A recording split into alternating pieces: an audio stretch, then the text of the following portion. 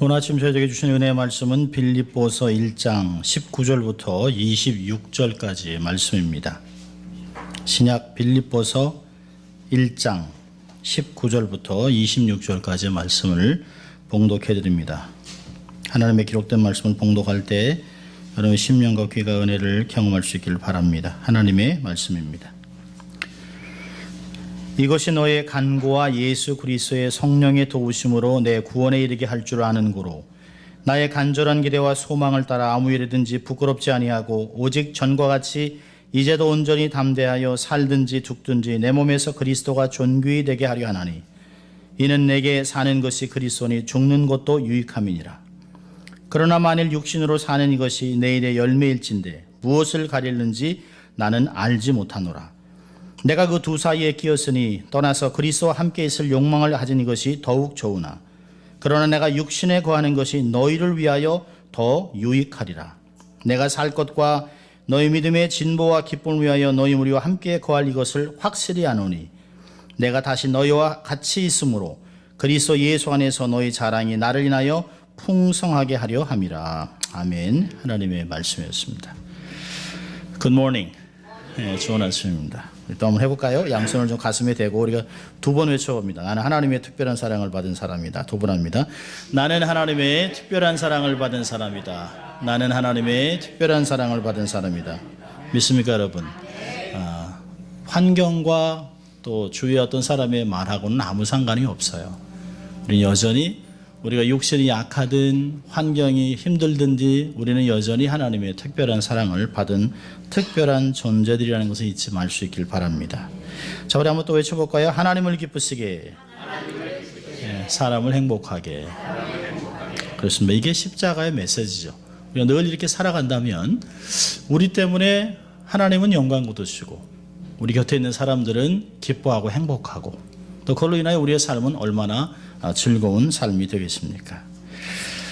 Happy Mother's Day.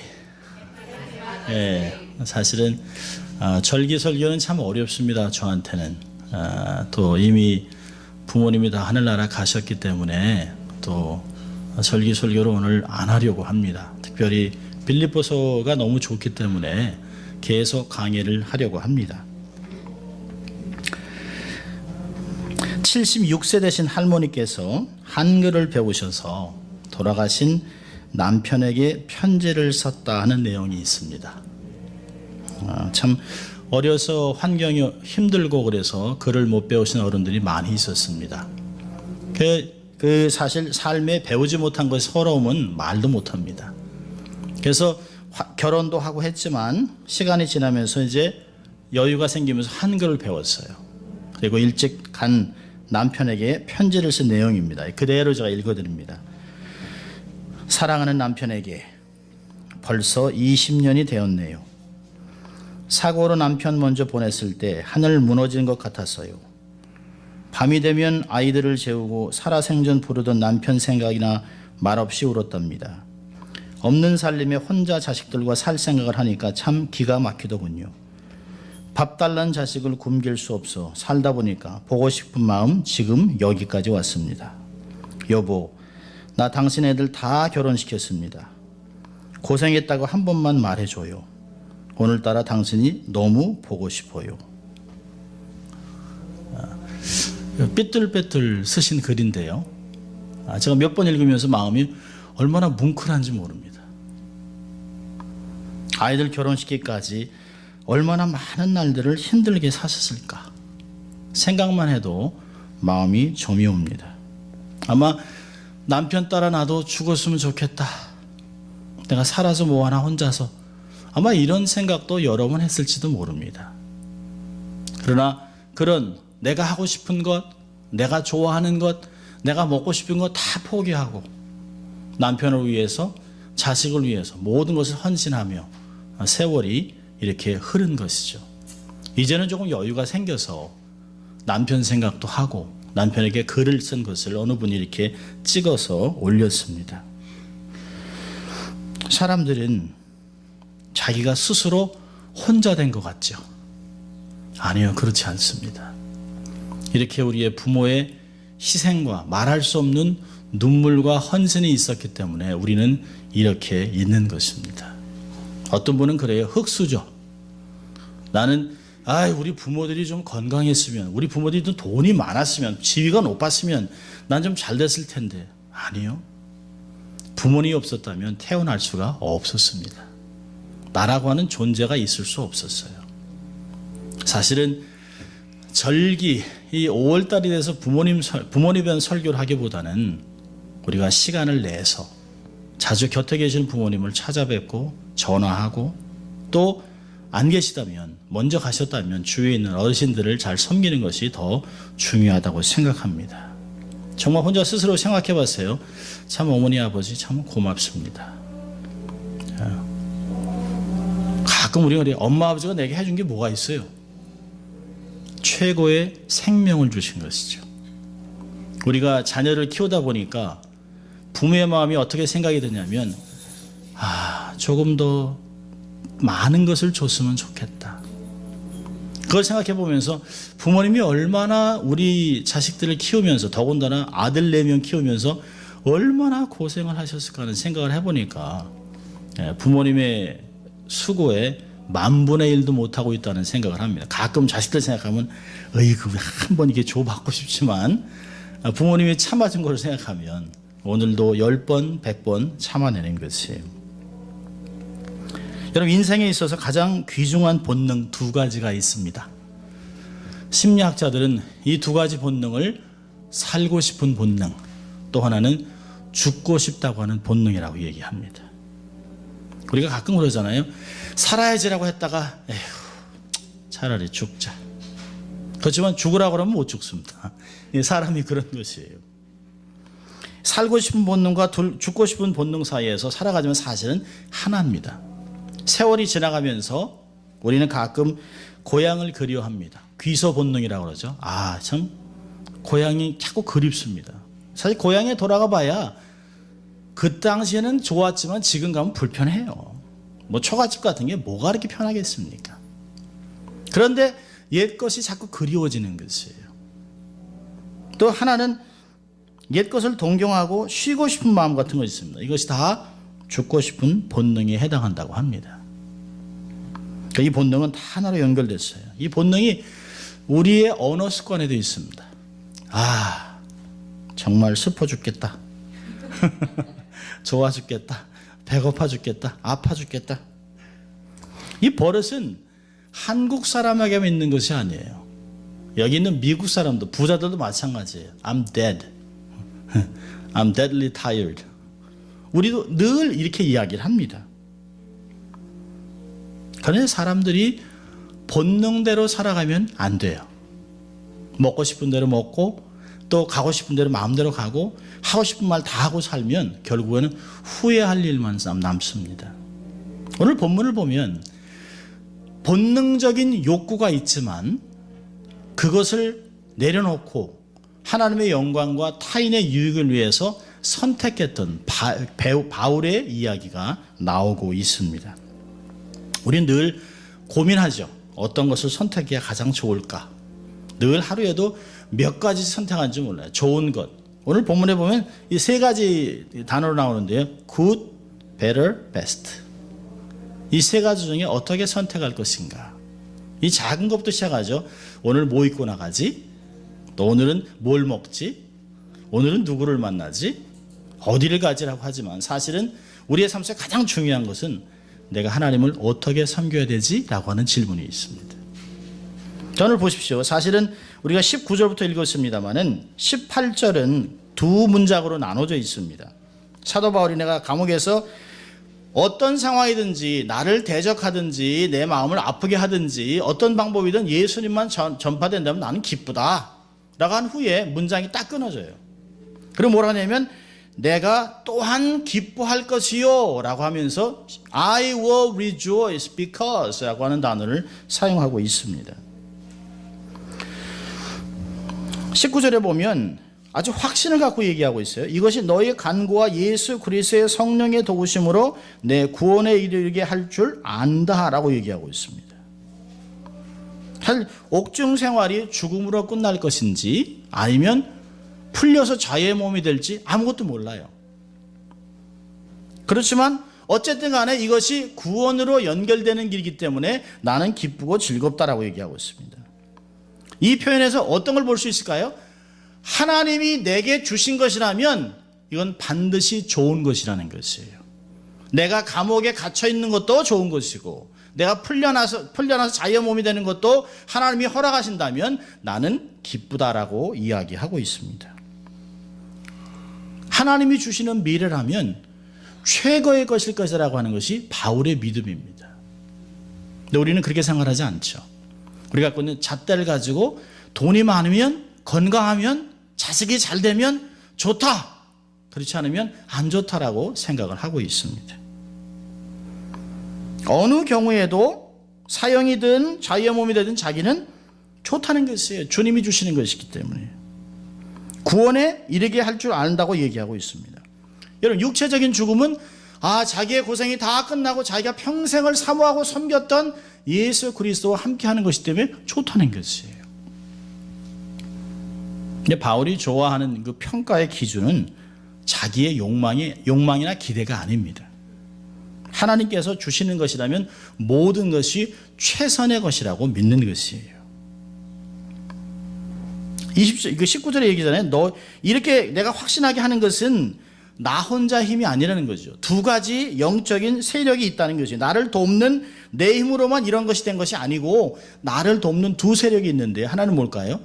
여러분의 기도. 19절에 너희의 간구와 빌립보 교회가 자기를 위해 중보하는 기도, 그게 대단하다는 것이에요. 사실 우리가 신앙생활 하면서 어떤 때는 많은 사람이 있음에도 불구하고 나 혼자 있다라고 생각할 때가 있어요. 저 많은 사람 중에 누가 나를 도울 수 있을까? 근데 제가 목회를 하면서 보니까 새로운 것들을 깨닫습니다. 이런저런 얘기하지 않고 가만히 있는 사람들이 오히려 묵직한 사람들이에요. 말 안 하지만 교인들을 위해서, 교회를 위해서, 성도를 위해서 아주 시간을 내서 기도하는 분들이 많이 있다는 것이에요. 이거 보면 사도 바울이 이제까지 있었던 것은 빌립보 교회 교인들이 지속적으로 바울의 안녕을 위해서 기도하고 있었다는 것이에요. 절대로 우리는 독불장군같이 살아가지 않습니다. 우리는 하나님의 교회라고 하는 곳에 식구들을 만나게 하시고 함께 하나님의 사랑을 경험하고 살아가게 만들어 놓으셨어요. 성도들의 기도는 다른 사람의 믿음과 결심, 각오를 강하게 하는 그런 용기를 불어주는 힘이 있습니다. 그래서 성도의 영적 교제는 굉장히 중요하지요.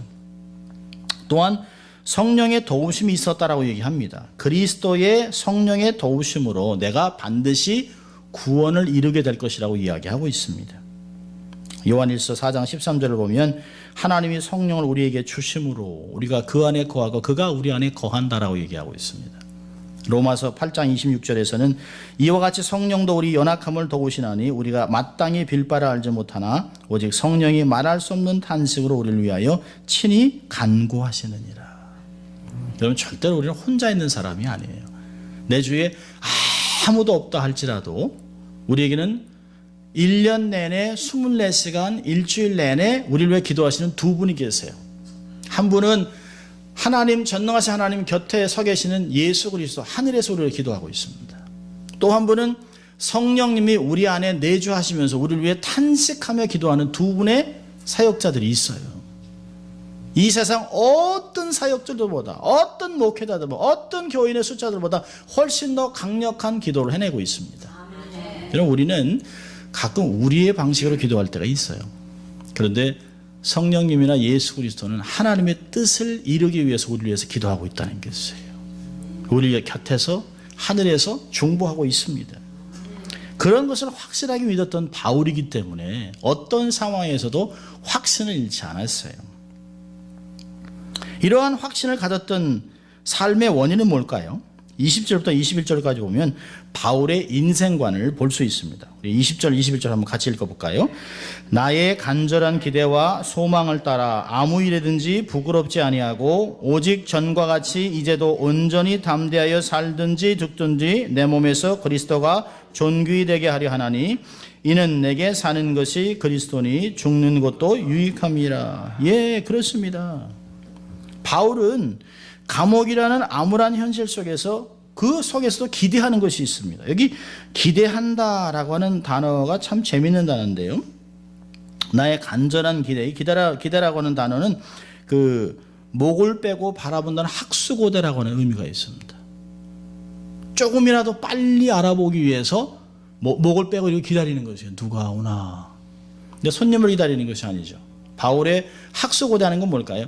내 몸에서 그리스도가 존귀하게 되는 것이에요. 메갈루노라고 하는 단어를 썼는데 내 안에서 그리스도가 커지는 것입니다. 내가 사라지고 나의 욕망, 나의 의지, 나의 나타내고 싶은 나의 자랑 이건 다 감춰지고 내 삶에서 그리스도만 크게 드러나서 우리의 삶을 통해서 하나님의 영광만이 드러나는 것이에요. 자기가 죽든지 육체에 있든지 상관없이 그리스도만 화려하게 빛나게 된다면, 이 목적을 성취하게 된다면 생사가 상관이 없다는 것이에요. 그리스도의 영광만이 이미 그의 인생의 목표가 되어 있습니다. 엘리엇이라고 하는 박사는 이런 이야기를 했습니다. 바울의 몸은 그리스도의 영광을 연출하는 극장이 된 것이다. Our final act in the theater of God. 하나님의 영광이 드러나는 장소가 된 것이에요. 얼마나 멋집니까? 움직이는 하나님의 성전, 하나님의 영광. 이 구약에서는 하나님의 영광이 성전이라고 하는 예루살렘 안에 한 곳에만 딱 고정되어 있었어요. 근데 이 성전을 없애시고 우리를 성전 삼으시고 세상의 빛과 소금, 또 하나님의 영광, 움직이는 하나님의 영광으로 만들어 주셨다는 것입니다. 믿을 수 있길 바랍니다. 대단한 거죠. 자부심을 가져야 합니다. 영어 잘 못하는 거 괜찮아요. 키 좀 작고 괜찮아요. 뚱뚱해도 괜찮아요. 상관없어요. 눈 작아도 괜찮아요. 상관없습니다. 우리의 존재 신분은 바뀌지 않습니다. 이 바울의 인생관이 굉장한 것이에요. 인간의 욕구에 초점을 맞춰서 하루라도 더 살고 조금이라도 연장하고 싶은 것이 우리의 삶 아니겠습니까? 나쁜 것은 안 먹으려고 하고, 어릴 때야, 젊을 때야 없어서 못 먹죠. 뭐든지 막 돌도 삼킬 수 있는 그런 건강이 있습니다. 근데 세월이 지나면서 좋은 것만 택합니다. 좋은 것. 왜 그럴까요? 오래 살고 싶은 욕망이 있기 때문입니다. 근데 우리는 질문을 해봐야 돼요. 그 오래 살고 싶은 욕망이 어디서 왔냐는 것이. 우리는 가끔 이 현세를 살아가면서 행복을 기준으로 삼기 때문에 때로는 신앙을 도구로 이용할 때도 있습니다. 그러다가 열심히 소위 세게 기도해요. 그러다가 그게 내가 원하는 거 손에 안 쥐어지면 신앙도 버립니다. 하나님께도 원망합니다. 교회도 버립니다. 그게 사람들이에요. 그러나 바울은 죽음도 유익하다라고 얘기하고 있습니다. 굳이 삶을 선택할 이유가 없어요. 죽음도 이득을 가져오기 때문에. 죽음도 두려워할 필요가 없는 이런 고백이 가능했던 건 뭘까요? 바울이 자신의 삶의 모든 초점과 관심을 그리스도에게 맞춰놨습니다. 21절에 내가 사는 것이 그리스도니 죽어도 괜찮다는 거예요. 죽어도. 갈라디아 2장 20절에서 이렇게 말씀합니다. 내가 그리스도와 함께 십자가에 못 박혔나니 그런즉 이제는 내가 사는 것이 아니요 오직 내 안에 그리스도께서 사시는 것이라. 이제 내가 육체 가운데 사는 것은 나를 사랑하사 나를 위하여 자기 몸을 버리신 하나님의 아들을 믿는 믿음 안에서 사는 것이라. 나를 드러내기 위해 사는 것이 아니에요. 하나님의 영광이 드러내기 위해서 사는 것입니다. 내 안에 사는 예수 그리스도를 드러내기 위해서 매 순간 살아가는 것이에요. 그래서 제가 늘 말씀드리잖아요. 생각 없이 살면 안 돼요. 오늘 정말 정신없이 살았다. 이렇게 살면 안 돼요. 늘 생각하고 어떻게 하면 내 삶에서 그리스도가 존귀하게 드러날 것인가? 어떻게 하면 예수 그리스도의 영광이 드러나고 사람들이 나를 보는 것이나 내 안에 계시는 예수 그리스도를 바라볼 수 있을까를 생각하고 말하기를 천천히 하고 듣기를 속히 해야 되는 것이에요. 분내기를 더디 해야 하는 것입니다. 근데 우리는 반대로 합니다. 누가 우리를 좀 힘들게 하면 욱 하죠. 평상시에는 이렇게 잘 눌러놨어요. 괜찮은 것 같습니다. 이렇게. 안녕하세요. 반갑습니다. 할렐루야. 이렇게 하다가 자기를 툭 건드리면 욱 하고 올라옵니다. 마치 시궁창에서 이렇게 물을 저어놓으면 밑에서 막 밥발도 올라오고 뭐 닭고기도 올라오는 이런 식으로 막 우르르 막 올라와요. 하나님의 영광이 드러난 장소가 바로 여기입니다. 여기란 말이죠. 나를 드러내 살기 위한 것이 아니라 오직 하나님, 내 안에서 주인 되셔서 통치하시고 그분의 영광이 드러나는 삶, 그것이 사도 바울이 원했던 삶입니다. 우리가 추구해야 되는 삶이에요. 여러분 22절부터 24절까지는 바울의 고민을 드러내고 있습니다. 내가 육신으로 사는 것, 이것도 좋다는 것이에요. 육신으로 살면 일에 열매가 생긴다는 거죠. 내 일의 열매, 전도하는 열매가 많이 생길 거니까. 바울과 같이 열심을 내는 사람이 어디 있습니까? 가는 데마다 복음을 증거하죠. 유대인을 위해서 유대인같이, 이방인을 위해서 이방인같이, 많은 헬라인을 위해서 헬라인같이 삶을 주도하면서 막 복음을 전했습니다. 내가 살아있다면, 자유의 몸이 되면 어디 가서 복음 전하고 예수 그리스도를 증거할 텐데 얼마나 좋냐는 것이에요. 그래서 22절에 내가 육신으로 사는 이것이 내 일의 열매일진데, 그래서 내가 죽어야 될 죽음을 택할지 삶을 택할지 결단할 수가 없다는 것이에요. 23절에 전에 내가 삶과 죽음 사이에 끼어 있다는 거예요. 여기 끼어 있다라는 단어가 참 재밌는 단어입니다. 큰 그 반석 뒤에 딱 중간에 끼어 있다는 거예요. 이렇게. 그래서 옴짝담짝도 할 수도 없는 그런 상황이라는 거죠.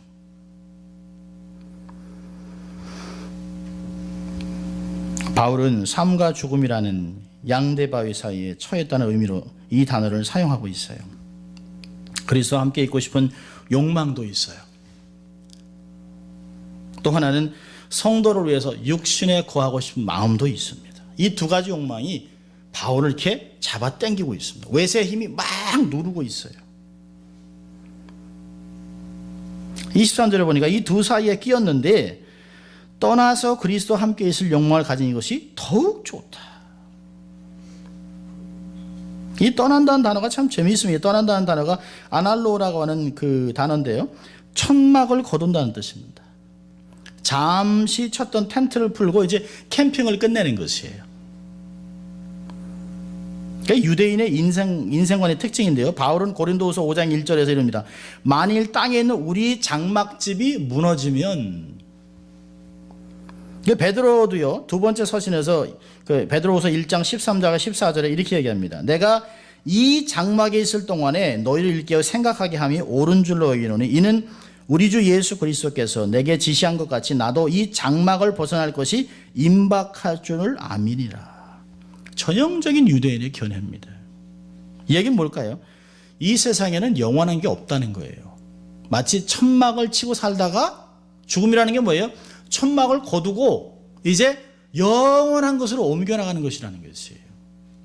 그래서 예수님이 뭐라 했습니까? 잔다라고 얘기했습니다. 잔다. 죽음을 잔다라고 얘기했습니다. 코마토스라는 단어를 썼어요. 죽었다 딱 깨면 하나님 품에 있다는 것이에요. 예수님이 죽음에 대해서 아주 재밌는 예화를 쓰신 게 있어요. 거지 나사로와 부자의 이야기입니다. 세상을 살아가면서 참 힘들게 살았던 거지 나사로는 죽자마자 아브라함의 품에 들어갔다는 겁니다. 얼마나 영광스러워요. 죽음을 그렇게 두려워하는데 정말 세상에서 어려운 삶을 살았던 나사로가 딱 죽고 났는데 그 삶을 아브라함이 딱 품어줬습니다. 하나님 품으로 품었다는 것이에요. 죽음은 뭡니까? 이 세상에 힘들고 고난스러운 많은 세월을 다 끝내고 하나님 품 안에 딱 들어가는 그 순간이라는 것이에요. 그러니까 죽음은 두려운 것이 아닙니다. 저는 목회를 하면서 장례식도 치르고 임종예배도 인도하면서 보면 예수를 잘 믿었던 사람들은 그런 얘기 합니다. 목사님 오셨어요? 천국에서 뵙죠?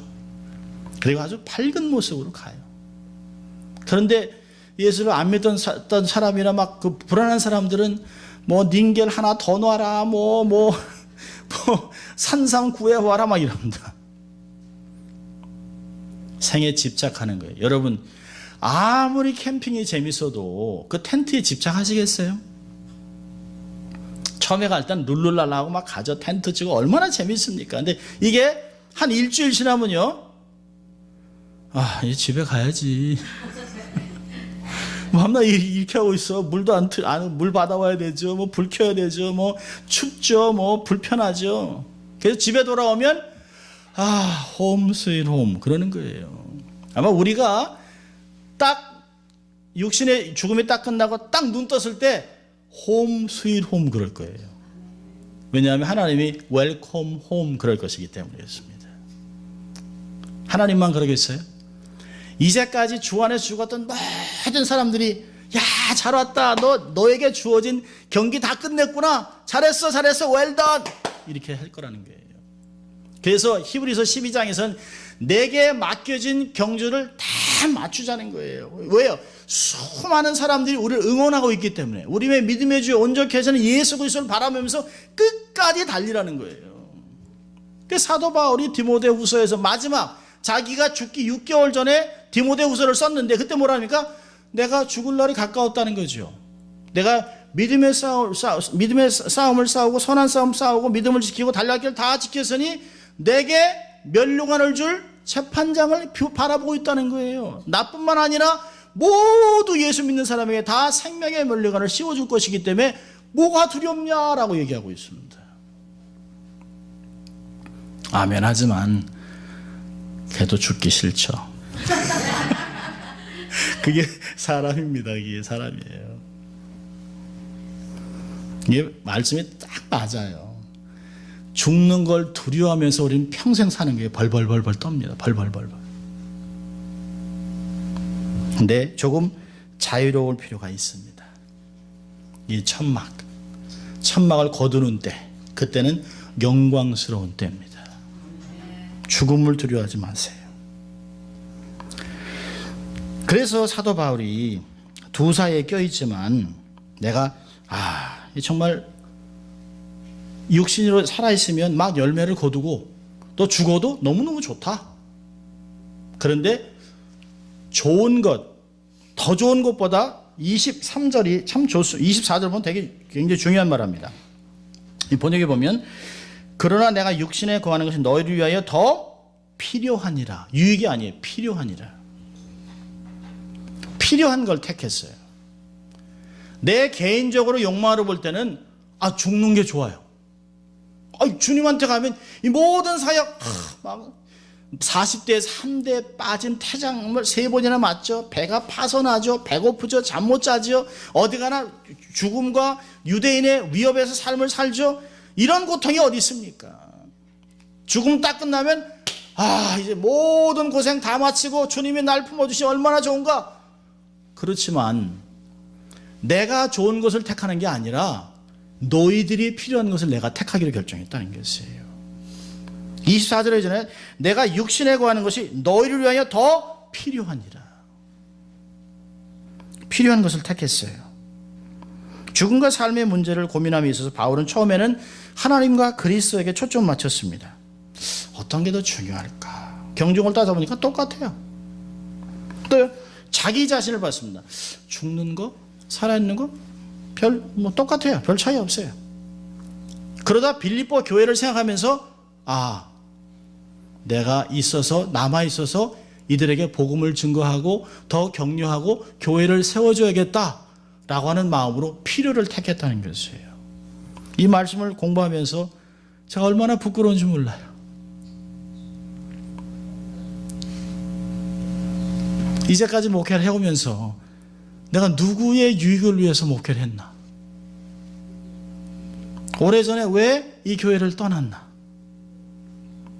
그런 생각들을 하는 것이에요. 내가 정말 이 땅에 살아남아야 되는 아픔을 통해서 4년 동안 아팠던 것도 경험하고 다 지나고 생각하면서 다시 빌립보를 택해서 공부를 하면서 목회자가 누구를 위해 있냐는 것이에요. 당연히 하나님 위해서 있죠. 그러나 하나님이 정말 사랑하는 목양할 대상인 양무리들을 위해서 목동으로 삼아놓은 거 아니에요. 그러니까 목동이 있는 게 뭐예요? 양을 잡아먹으려고 하는 게 아니잖아요. 양을 정말 푸른 초장으로 잔잔한 물가로 인도해서 양이 토실토실해서 정말 실하게 만드는 것, 그래서 목장을 부욕해 만드는 것이 목동의 부르심 아니겠습니까? 초심으로 돌아가야겠다라고 하는 생각을 합니다. 내가 무엇을 근거로 내가 선택을 하고 있나? 요즘같이 목회자가 된 것이 부끄러운 세대가 없어요. 우리의 부모님 세대면 목사님 하면 하늘같이 여겼습니다. 요즘은 교회 안에서 목회자들이 못할 일이 없어요. 빌립보서는 우리에게 얘기합니다. 내가 좋은 걸 택하는 게 아니라 내게 맡겨준 하나님의 사람들, 교회의 유익을 위해 그들의 필요를 위하여 내가 이 땅을 살아야겠다라고 하는 다시 생명의 불을 태우고 있습니다. 제가 아파서 하나님 좀 살려주세요. 저 살려주시면 제가 주를 위해 열심히 살겠습니다. 아파서 8개월 동안 누워있을 때 밤낮 이런 기도했죠. 좀 나서 막 돌아다니니까 자꾸 바뀌려고 그래요. 생각이. 다시 잡는 거죠. 다시 중심. Good, better, or necessary, need. 어떤 걸 택할 것인가를 생각하는 것입니다. 그리고 바울이 고민이 딱 끝납니다. 25절에 가서는 완전히 톤이 바뀌어요. 내가 살 것과 너의 믿음의 진보와 기쁨을 위하여 너희 무리와 함께 거할 것을 확실한다. 아마 죽을지 모르는 순간에도 바울은 빌립보 교회를 생각했을 것이에요. 참 어떻게 내가 계획도 안 했는데 그렇게 사람들이 예수를 영접했을까? 그리고 그 복음을 받아서 그 만족하고 기뻐하던 성도들을 생각하면서 또 자기가 감옥에 있는데 자기를 위해서 사람을 보내고 헌금을 해주고 선교비를 보냈던 빌립보 교회에게 나는 빚지고 살아가는 게 아닌가 하는 생각을 한 것이에요. 이들을 위해서 내가 정말 필요하다면 그리스도와 함께 있는 더 좋은 욕망을 버리고 이들을 위해 내가 살아야겠다라고 하는 생각을 합니다. 희망으로 다시 불태워요. 빌립보 성도들에게 더 많은 신앙적 도움을 줘야 되겠다. 너의 믿음의 진보, 믿음의 기쁨을 위해서 내가 확실히 너희들하고 거하겠다라고 얘기하고 있습니다. 바울의 입장에서는 차라리 세상을 떠나서 그리스도와 함께 있는 게 좋겠죠. 그런데 그가 주님께로 받은 사명을 생각한다면 감옥에서 풀려나와서 자유의 몸이 되고 또 그들을 위해 기도했던 빌립보 교인들에게 기도가 응답된 것을 증명하고 또 그를 목회자로 자랑스러워하는 교인들에게 얼마나 자랑스러움과 기쁨이 되겠냐는 것이에요. 26절에 하잖아요. 내가 다시 너희와 같이 있으므로 그리스도 예수 안에서 너희 자랑이 나 때문에 풍성하게 되기를 원한다. 여러분, 우리는 남이 자랑도 뺏어서 우리 자랑하잖아요.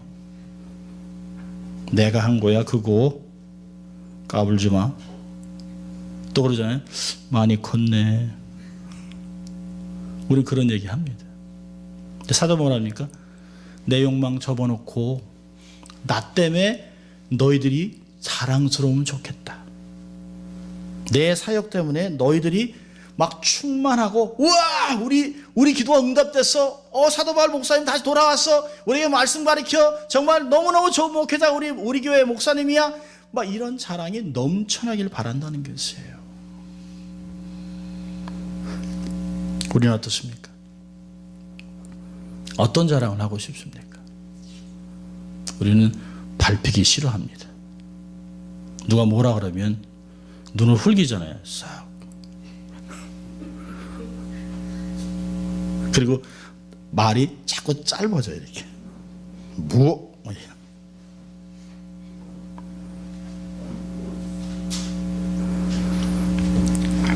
바울은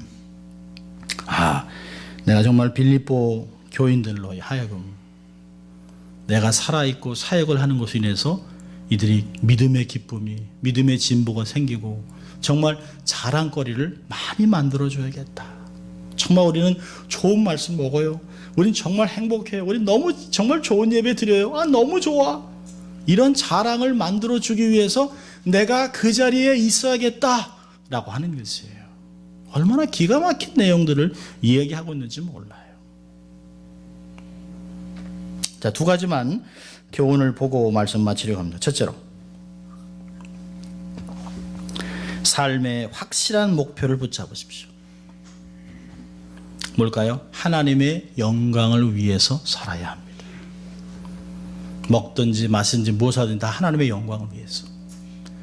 여러분, 기준이 정확하면, 목표가 정확하면 흔들리지 않습니다. 대개 우리의 마음이 자꾸 재는 게 뭘까요? 비슷한 거예요. 이것도 괜찮고 저것도 괜찮으니까 이러는 거예요. 갈팡질팡하는 게.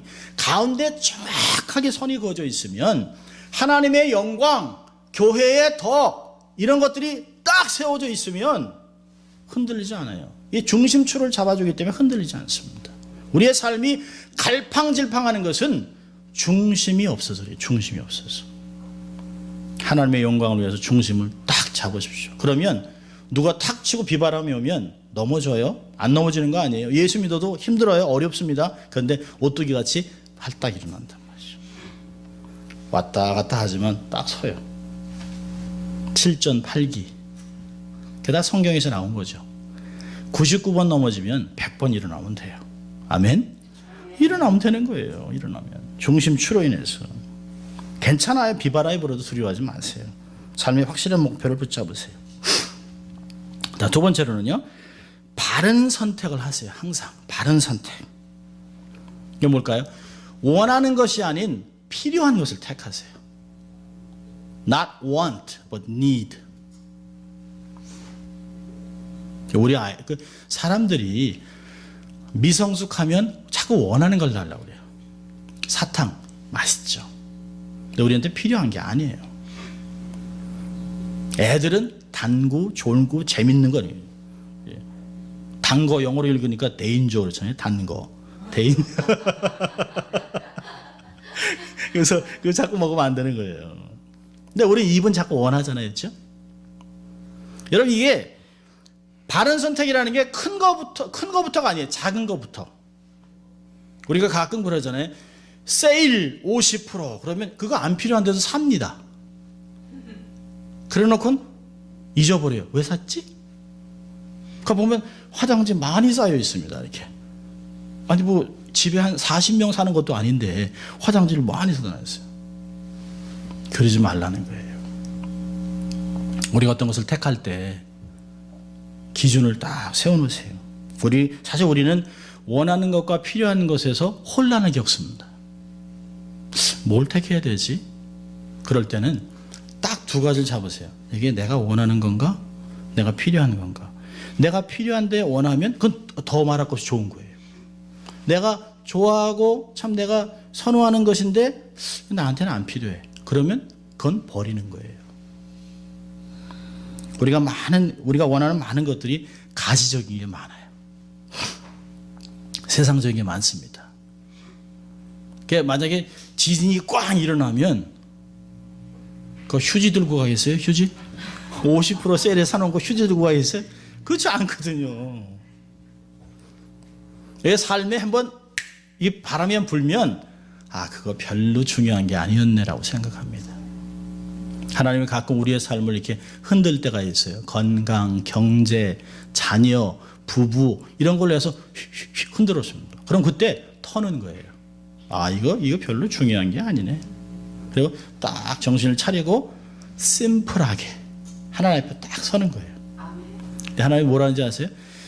그리스도의 영광 가운데 너의 모든 쓸 것, 너의 모든 필요한 것을 충만하게 풍성하게 채워주리라. 하나님이 빌립보에서 말씀하신 것이. 바울이 얘기하는 정도가 아니, 하나님이 그렇게 하시겠다고 했어요. 너희들이 공중에 나는 새를 봐라, 들풀을 봐라, 다 먹이지 않냐? 너희들이 얼마나 더 귀하냐? 염려하지 말아라. 주님이 그렇게 말씀하시잖아요. 그러면 염려하지 말고 필요한 것만 택하세요. 그건 하나님이 다 주시기로 작정하셨어요. 너희가 구하기 전에 이미 있어야 할 것을 이미 천부께서 아시느니라. 우리의 머리털까지 다 세셨습니다. 그 하나님께서 우리에게 다 준비했지만 우리에게 얘기하죠. 자, 택해봐. 좋은 거 최고만 택해. 최고만. 비슷비슷한 거 대충 이런 거 말고 최고의 것, 필요한 것을 택하면 하나님의 영광이 드러나게 돼 있습니다. 영적인 것, 신령한 것을 택하세요.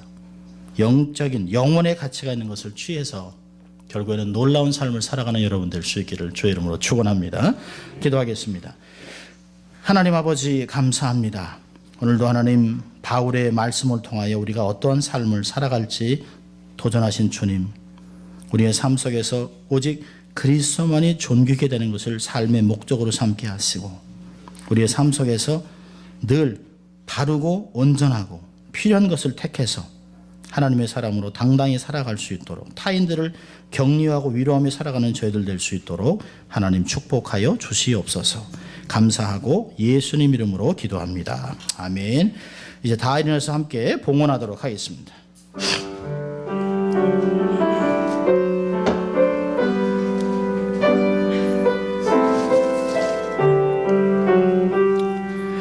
나의 보화 드리니 주여 받아주셔서 하늘나라 위하여 주 뜻대로 쓰소서. 아멘. 기도하겠습니다. 하나님 범사에 감사드리고 에스더가 학교를 무사히 마침에 감사합니다. 어머니를 통하여 이 땅에 올 수 있게 하신 주님을 찬양합니다. 범사에 감사합니다. 창립 야훼를 감사드립니다. 또 무명으로 감사함을 드렸습니다. 하나님 아버지, 어찌 우리가 이러한 것들만을 감사할 수 있겠습니까? 우리의 생명, 우리의 존재를 허락하시고 또 살아갈 수 있도록 모든 것들을 공급하신 주님의 은혜를 생각할 때마다 감사하고 또 감사하여 주님이 허락하신 재물의 일부를 따로 떼어 성별하여 하나님께 여러 가지 모양으로 우리의 마음과 정성을 묻고 돌려드립니다. 하나님 받으시고 흠양하시고 하나님의 영광과 하나님의 명예를 위하여 사용하여 주시옵소서. 하나님의 물질을 드린 손길마다 주님이 기억하시고 이들의 삶에 필요한 모든 것을 공급하실 때 차고 넘치게 하심으로 우리의 삶을 통하여 다른 사람을 부욕해 하는 축복의 통로가 될 수 있도록 도와주시고 가뭄의 중에서도 100배를 거두고 거부가 됐던 이삭의 복을 누리게 하셔서 수많은 사람과 선교사들을 위로하는 귀한 사역 감당할 수 있도록 인도하여 주시옵소서. 한 주간 살아가며 기도하고 삶에서 정직하게 최선을 다하여 씨를 뿌리는 그곳에서 열매가 거두게 하시되 30배, 60배, 100배, 1000배를 거두게 하시고 그것을 누릴 수 있도록 건강도 주시고 관계에서 승리하게 하시고 하나님의 크신 영광을 드러낼 수 있도록 하나님 축복하여 주시옵소서. 감사하고 예수님 이름으로 기도합니다. 아멘. 마지막 찬양 하나님께 드립니다. 살아계신 주